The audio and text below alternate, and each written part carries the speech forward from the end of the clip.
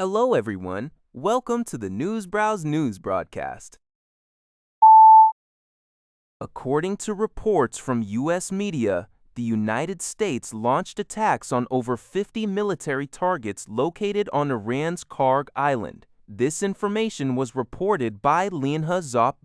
Kharg Island, situated in the northwestern Persian Gulf, approximately 25 kilometers off the Iranian coast, serves as Iran's largest crude oil export base, handling 90% of the country's oil exports. The Wall Street Journal, citing U.S. officials, confirmed that these strikes specifically targeted military bunkers, storage facilities, and air defense systems in the northern region of the island, deliberately avoiding the crucial oil infrastructure. Concurrently, Iran's Mehr news agency reported that the U.S. and Israel conducted several attacks on Kharg Island, with explosions heard across the island. These recent events follow a previous incident on March 13th, when the U.S. reportedly bombed over 90 military targets on the island, also without affecting its oil facilities, as per an AFP report.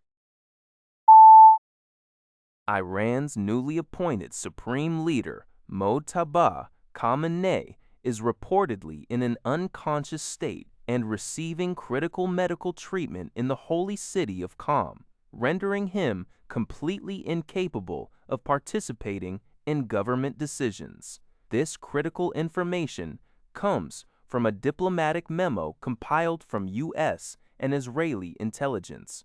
As revealed by The Times, Mojtaba was reportedly injured in an Israeli airstrike on February 28th, which also tragically killed his father, former Supreme Leader Ali Khamenei, along with his mother, wife, and one son. Despite being elected Supreme Leader in early March, Mojtaba has not made any public appearances, fueling widespread speculation about his condition or even his survival. The memo further indicates that Ali Khamenei's body is being prepared for burial in Qom, rather than his hometown of Mashhad, with plans for a large family mausoleum to accommodate multiple graves, potentially including Mojtaba himself. This deviates from traditional Shia customs, which prioritize swift burials, and raises further questions, especially as the 40-day mourning period ends on April 8th.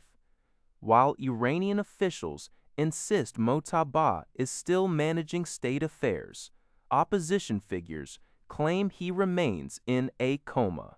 U.S. President Donald Trump's recent comments about negotiating with other Iranian officials, explicitly not the supreme leader, suggests the international community acknowledges Mojtaba's incapacity and raises concerns about who truly holds power, possibly the Islamic Revolutionary Guard Corps. This news comes from Deutsche Welle. UPI reports that a shootout near the Israeli consulate in Istanbul on Tuesday resulted in one gunman killed and two others neutralized, a term used by Turkish authorities for individuals apprehended or incapacitated. Two police officers were hospitalized with non-life-threatening injuries. According to Interior Minister Mustafa Sia, the deceased gunman was connected to a terrorist organization that exploits religion. And the two detained individuals are siblings, one of whom has a drug record. Video from the scene showed police taking cover amidst rapid gunfire.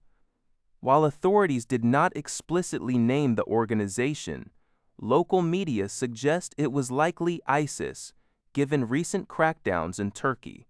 Israel's foreign ministry confirmed no staff were at the consulate, which has reportedly not been operational for 2.5 years, and praised Turkish security forces.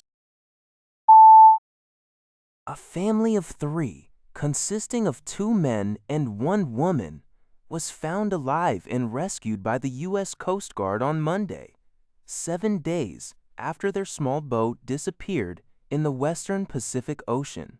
According to CBS News, their 23-foot skiff experienced engine failure after setting sail from Fananu Island, Federated States of Micronesia, en route to Murillo Island on March 30.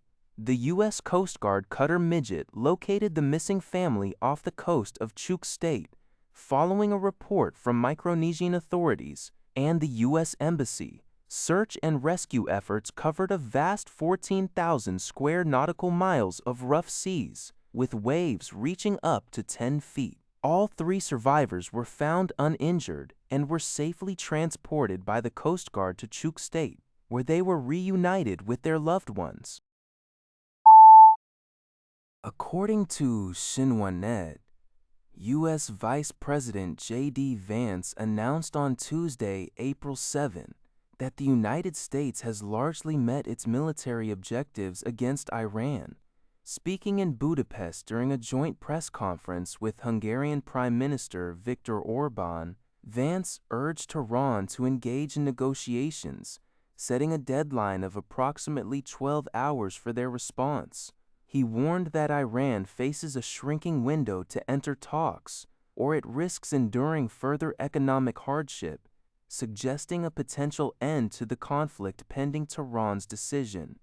Vance emphasized that Washington would persist in its efforts to limit Iran's weapons production capabilities.